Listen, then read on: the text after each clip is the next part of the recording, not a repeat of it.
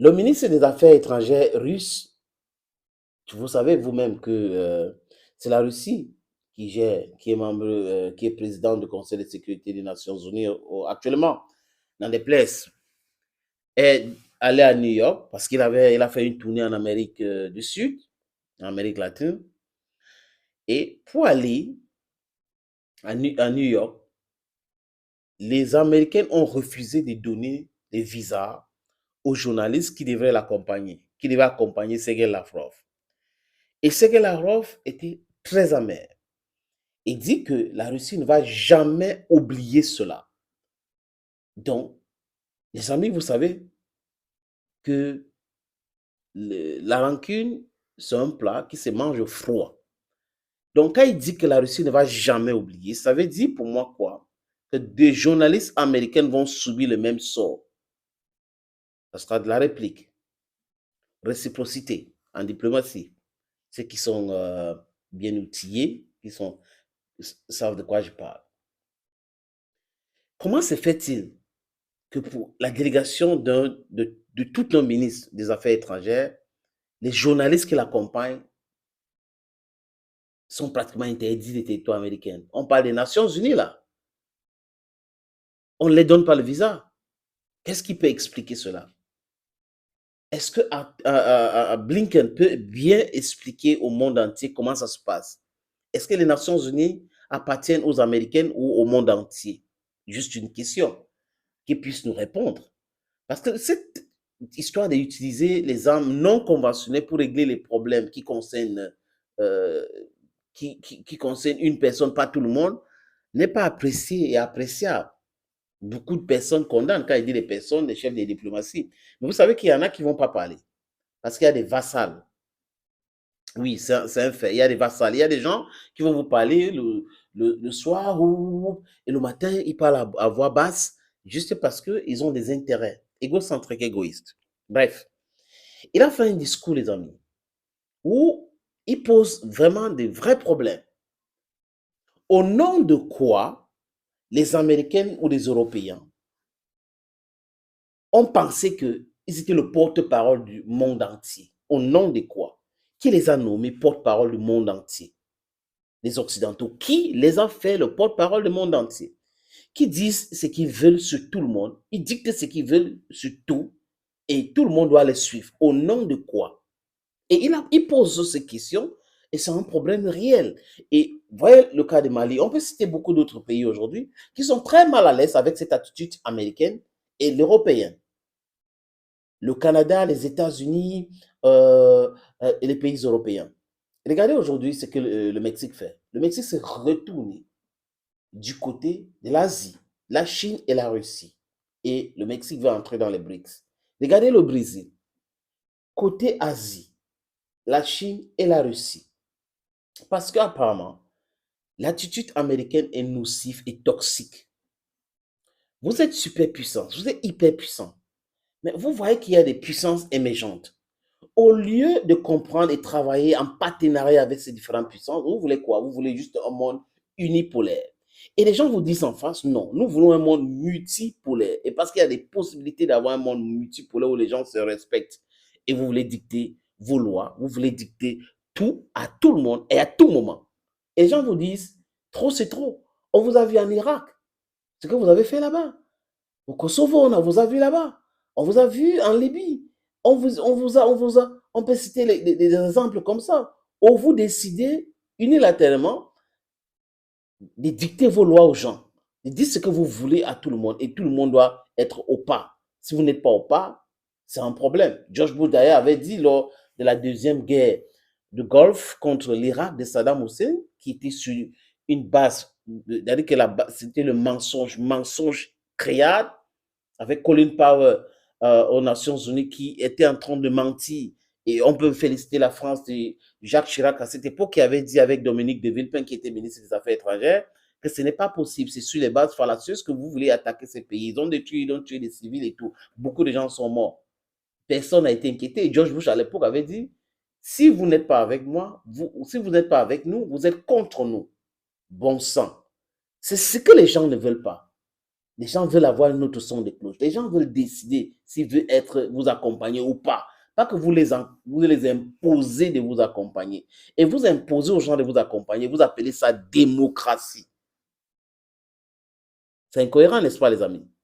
Les amis, je vous suggère de regarder l'intervention de Sergei Lavrov, le ministre des Affaires étrangères de la Fédération de la Russie. Le secrétariat de l'ONU a été phagocyté par les Américains et on voit ce déséquilibre toujours en faveur de l'OTAN. Mais jusqu'à récemment, le secrétaire général cherchait au moins à respecter un équilibre.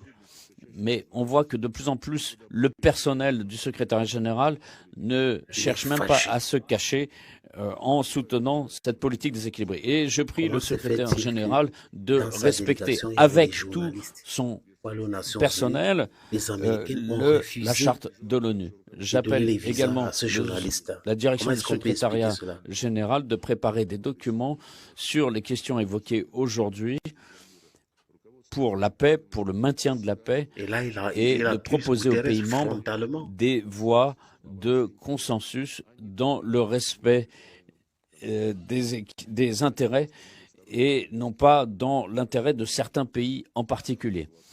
Nous devons revenir aux principes essentiels de la charte de l'ONU avec plus de diversité, et cette multipolarité doit faire que l'ONU doit s'adapter à une nouvelle architecture plus diversifiée. Il est important de réformer le Conseil de sécurité en admettant plus de pays d'Asie, d'Afrique et d'Amérique latine. Doit avoir un siège permanent. Aujourd'hui, la surreprésentation des pays occidentaux sape le principe de diversité. À l'initiative du Venezuela, a été mis en place un groupe de soutien à la charte de l'ONU. Nous appelons tous les pays à participer à ce groupe de soutien. Il ne faut pas non plus mépriser le potentiel des BRICS et de l'Organisation de coopération de Shanghai, de la CEI, de l'Organisation de coopération eurasiatique et toutes les différentes organisations régionales dans les pays du Sud. Et ce soutien à la diversité peut être fait grâce à beaucoup de pays qui cherchent de détourner leurs collègues de l'ordre du jour, mais qui cherchent à cacher leurs responsabilités face aux infractions qui y sont faites aujourd'hui. Notre souci, c'est de préserver l'équilibre de l'Organisation des Nations Unies de façon à ce qu'elle représente effectivement la politique internationale. Et la clé du succès ici, c'est un travail qui doit être fait en renonçant aux intérêts isolés, mais dans le respect de l'égalité entre les pays. Et c'est ce que tous les pays avaient signé en ratifiant la charte de l'ONU.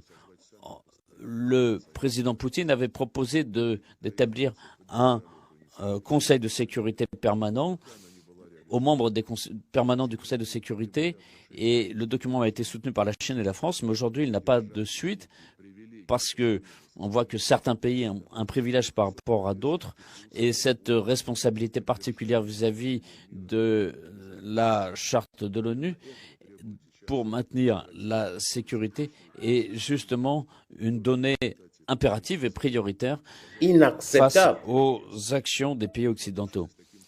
Cette préoccupation se fait de plus en plus entendre dans les initiatives régionales du Sud mondial, notamment en Asie du Sud-Est et dans le monde musulman, en Afrique, en Amérique du Sud. Et nous cherchons sincèrement à régler tous les problèmes actuels qui se posent aujourd'hui par la voie d'un travail collectif dans le respect de l'équilibre des intérêts et de l'égalité de droits entre les pays. Et en conclusion, je tiens à attirer l'attention de tous les journalistes qui couvrent actuellement notre réunion. Vos collègues des médias russes n'ont pas pu venir ici. L'ambassade des États-Unis à Moscou leur a fait des brimades en leur refusant en leur accordant un visa juste au moment où notre avion décollait. Donc l'absence de journalistes russes fait que vous devez au moins couvrir cet événement de façon objective pour que votre auditoire ait au moins une vision objective. Vous avez écouté bien compris les propos de Sergei Lavrov et qui interpelle les autres journalistes de faire le travail avec équité et déontologie. Bon, en fait, il invite les gens de faire le travail bien, comme il n'a pas de journalistes qui l'accompagnent, et c'est dommage. Et là, il s'interroge, il pose beaucoup de problèmes, et ce diagnostic qu'il fait là est clair. Et pour avoir un monde paisible, il faut que les Occidentaux acceptent un monde multipolaire. Vous ne pouvez pas être, je ne sais pas quoi, vous ne pouvez pas être là en cherchant, en dictant vos lois à plus de la moitié du monde. L'Inde, c'est 1,4 milliard et autres. La Chine, même population. Le Nigeria, l'Afrique du Sud, l'Afrique, bref, près de 1 milliard, plus de la moitié du monde. Vous ne pouvez pas continuer à penser que vous pouvez dicter, vous pouvez leur dire ce qu'ils doivent faire. Non, ce n'est pas possible. À un moment donné, on accouche les enfants grandissent et on dialogue avec ces enfants plutôt. On ne continue pas avec la barbarie. On discute avec les gens. Maintenant, personne n'est vos enfants. Parce que l'Afrique, de l'Égypte et tout ça, ça a une longue histoire. Peut-être ça va faire sujet à une autre vidéo. Mais on est dans un monde où chacun a le chez-soi. Et vous voulez dicter ce que l'autre doit faire chez lui. Et vous trouvez que c'est ça la démocratie. Regardez le Tchad, par exemple, qui a expulsé l'ambassadeur allemand parce qu'il manque de respect aux gens, parce qu'il est ambassadeur allemand. Donc, du coup, il est tout permis pour lui de raconter ce qu'il veut, de mépriser les gens. À l'époque, quand Dadis Camara va prendre le pouvoir en Guinée, il y a toujours un ambassadeur allemand qui voulait lui parler avec mépris. Et c'était en Mondovision qu'il avait recadré cet ambassadeur-là. Donc, vous ne voulez pas qu'on vous manque de respect, quand lui chante, parle de Crimée, parle de souveraineté, il parle de l'ambassadeur de la Chine en France, on convoque les autres ambassadeurs des autres pays qui n'ont rien dit, mais on les convoque quand même. Vous voyez cette incohérence-là? C'est-à-dire que quelqu'un qui parle à son nom, qui est ambassadeur, qui représente son pays dans un autre pays, qui fait une sortie, mais les autres ambassadeurs sont convoqués comme s'ils avaient fait la déclaration dans leur pays. Les lettres de créance, ce n'était pas en France. Ce n'était pas en France, la Lettonie et les autres pays. Ce n'était pas en France. Mais c'est un ambassadeur de la Chine en France qui fait la déclaration. Donc, en fait, cette façon de faire, les gens y voient. Et ce n'est pas élégant. Ce n'est pas du tout élégant. Donc, vous êtes tout permis. Vous pouvez faire tout ce que vous voulez. Et en face, vous ne voulez pas. Quand quelqu'un réplique, oh non, c'est pas normal, la loi dit ceci. Mais où était cette loi-là quand vous étiez en train de faire exactement la même chose? Si vous avez du caca, il fait du coffee. La lecture à Wanteuna, so on a just look out. Hein? On a sciencé, on a stana, à ce de top au Côte d'Ivoire. Les amis, très bientôt sur cette même plateforme. Bye bye for now.